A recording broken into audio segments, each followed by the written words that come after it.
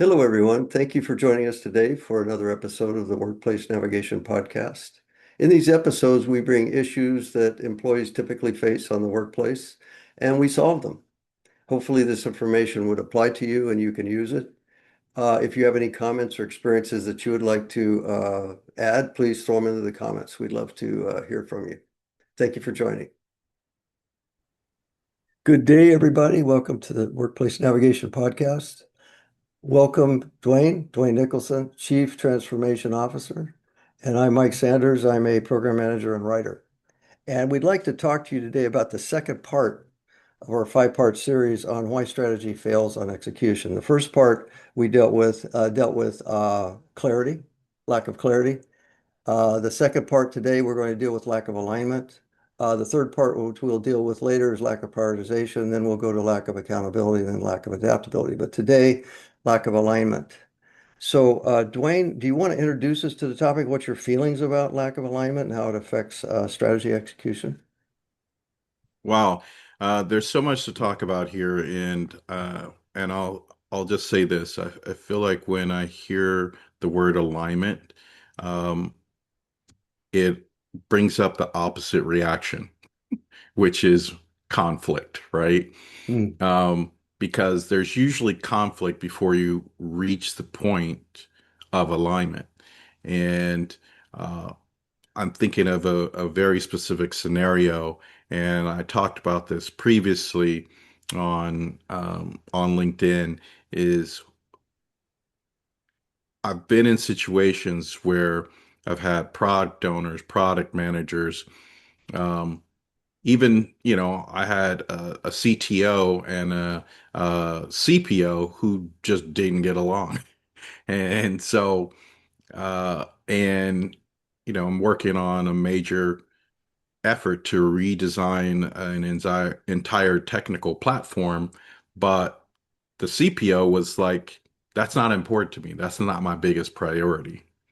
And so when I think about alignment, again, there's conflict.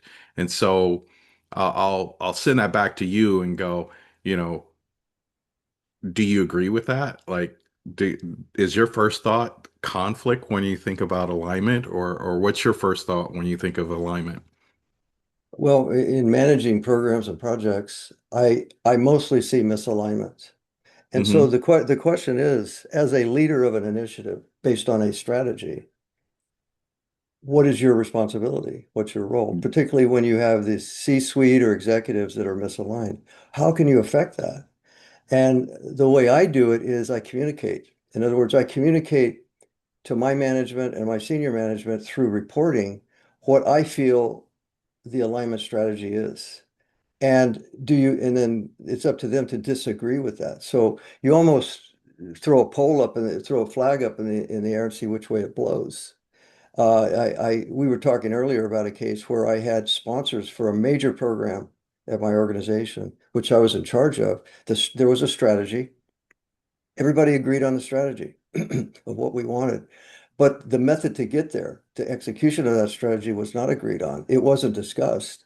And so the two sponsors violently disagreed on the methodology to implement the strategy, although they hated each other, frankly, and they wouldn't talk to each other. So I'm in a bind because I need to deliver this strategic initiative, but we don't have alignment on how to do it.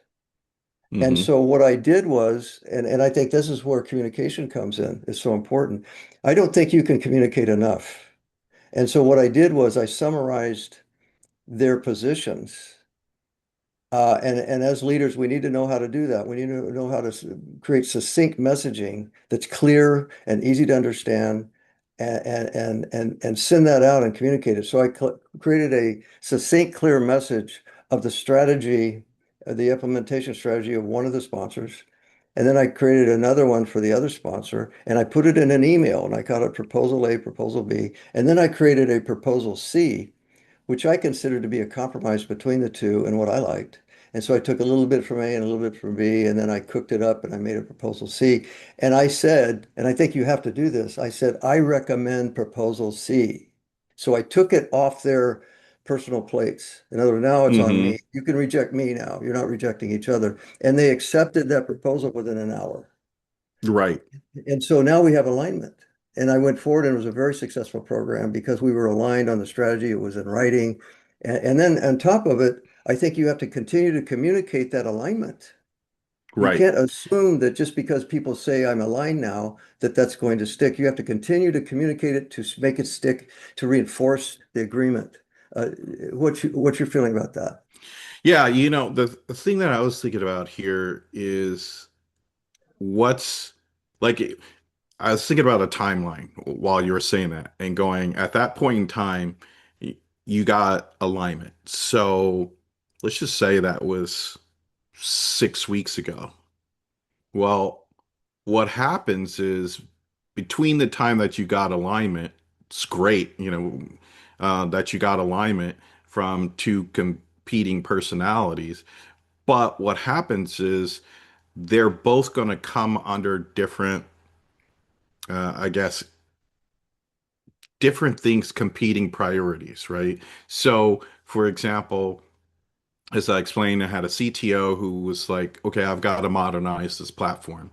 And then I had the CPO who's going, you know what, I need to increase sales. And in order to increase sales, I need this, product to be out there as quickly as possible. And so that's not my focus. But so what happens is you have these competing priorities, and even though they align 6 weeks ago, that doesn't mean that they're under the same environment and conditions that they were 6 weeks ago. So time impacts that alignment. And so the further you get out from that alignment, I think the chances of you being out of alignment become higher. Does that make Mhm. sense? Yeah. Mhm. And Absolutely. so even though you communicate, you can still continue to communicate, but what are the questions that you're asking to ensure alignment? For example, one of the things that I did was I came up with a 6 week check in with technology, the product team, so then that way we could all make sure that nothing's changed. Why? Because, hey, guess what? Sometimes some deals come in. So a deal comes in, and that deal comes in and it says, okay, well, that's $1 million, or I have another deal that was only like 100 grand. And we had to figure out, okay, which one of these items should we prioritize? Well, the $1 million deal was conceptual, whereas the $100,000 deal, the ink was dry, and it was like, okay, we gotta, that's our priority. Does anyone disagree with that? And having that conversation in front of everyone, so that way when we walk away from here, technology and product are aligned on what we're specifically working on and what are the priorities, and having that list, and having that list and going back to what you're saying is communicating. It's the constant communication, but at the Mhm. same time making sure that you're putting those priorities in front of everyone, so that way we understand what trade-offs are being made at that particular point. Right. That basically people are inhabiting certain aspects of their brain. You have three brains. You have a primal brain that's operating in emergency mode. You have a default emotional brain that you're in most of the time, your 6-year-old brain, and then you have your prefrontal cortex, your higher level brain. Most people are 6-year-olds. They're operating in their 6-year-old brain. And you have to, I don't mean to belittle this, but you have to treat everyone like 6-year-olds. And so when you send out a communication, Duane, not just a bunch of text, a big block of text. Bullet it. Bullets are Right. great because you can get to the information. Paragraph headings, wonderful. If you can't, and to add that, graphics, amazing. Even if the graphic doesn't mean anything, people love graphics because they're 6-year-olds. They like color books. And then finally, moving graphics, things that like when you can capture the mouse uh, transitions on some kind of operation that you want to do. Fantastic. And then finally, add video, add audio to it, and you're home free. People love that. And Right. so the way you communicate is so important. And the way, and that's not limited to the workforce. It's executives too. They're also 6-year-olds. They need to be communicated with very simplistically and very colorfully. And when you can do that, you make a hit. And then to reinforce it, like we were saying before, with many reinforced emails, reinforced communications, reinforced reports, and so on to make it stick. That's what I've seen very successful in alignment. Right. And so I'm glad you tapped into the three brains concept because I remember you bringing that up in our previous session, and I immediately thought of that when you talked about communications. And I and so what I was thinking of is not only the frequency of the communication, but also adapting the communication to those brains. Mhm, What do you mhm, need to know right now? So then that mhm, way you can deal with that emergency mode. And then uh, thinking about that 6-year-old is going, okay, look, here's the simplest way of communicating. Sometimes when, you know, there's things that I send, there's a communication that I send to a leadership group, which is usually a rolled up version of whatever communication I send out to the teams whenever there is some type of communication, because the teams need something more detailed, something that they can use and act on, which I think is more about that emotional piece. And then I feel like management, that middle layer, they need a communication that's more long term, meaning, okay, what does this mean? In the next 7 days or next 30 days, what is the impact of this messaging and where does this fit in our overall roadmap?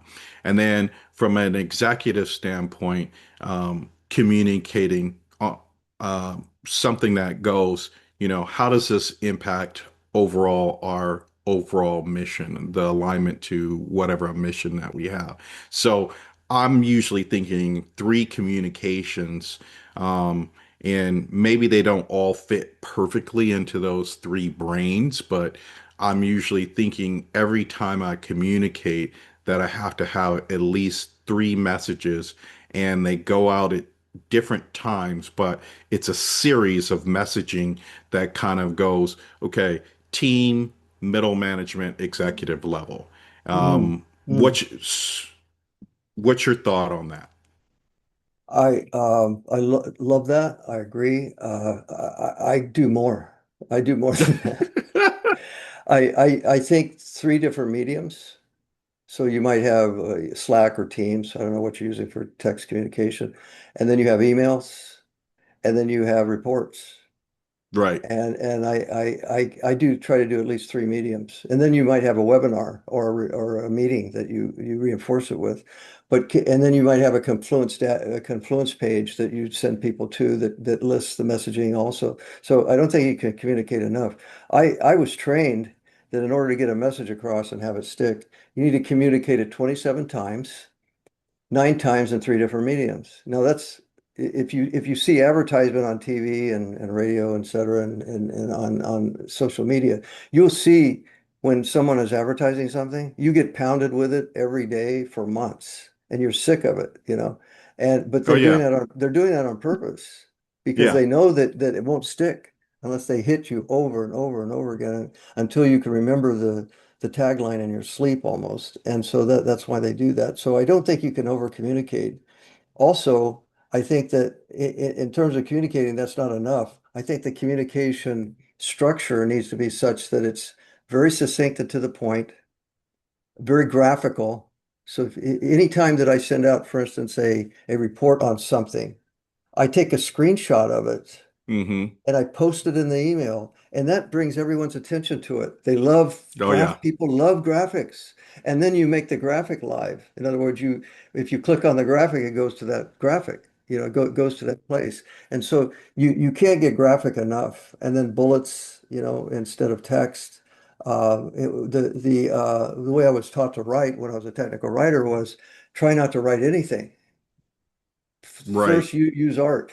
If art doesn't work, Hmm. use tables. If table doesn't work, use bullets. If bullets doesn't work at the last resort, use text. And when you use text, eliminate all the non-value added words. I mean, the idea of really communicating is trying to use as few words as possible, but make those words very impactful.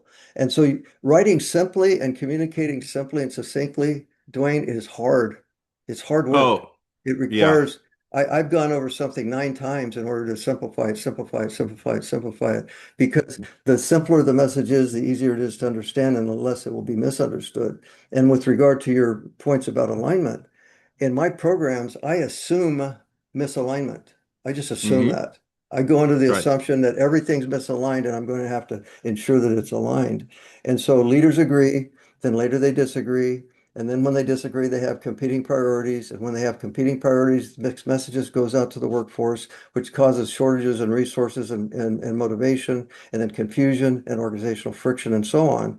So our goal is to have executive agreement so that the goals are the same, the priorities are the same, the funding is there for us, success measures are clear and the same, and everybody knows them before we launch.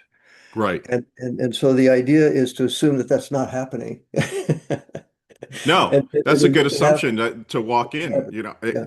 if you're going to make an assumption, that would be a better assumption than what most people do, which is everyone agrees. The Yeah. assumption is everyone agrees, and that's Yeah. usually when things fall So, apart, so we right? had we had a town hall where we had a big all hands meetings and we put this messaging out, all done. I Right. don't think so. I don't think we're done. We just got No, started. So right. yeah. No, good points. And I think that you wrapped us up as far as this topic on alignment. And you had several good points there. And then I think you brought up a really good topic, which is priorities, which is our Mhm. next topic, Yes, right? yes. I look It's forward to like, that. yeah, yeah. So I think that this is something we can look forward to is having that discussion about priorities Okay. in our next go round. Okay, okay. So let me tell everyone watching that we're going to put Dwayne's contact information in the notes in the description. We'll put my contact information in. Please reach out to us individually if you want to chat about this more. Please put your own experiences in the comments if you want. If you like this podcast, please click the like button. And we look forward to discussing priorities in our next session. Dwayne, thanks for joining. All right. Thank you, Mike. Take care.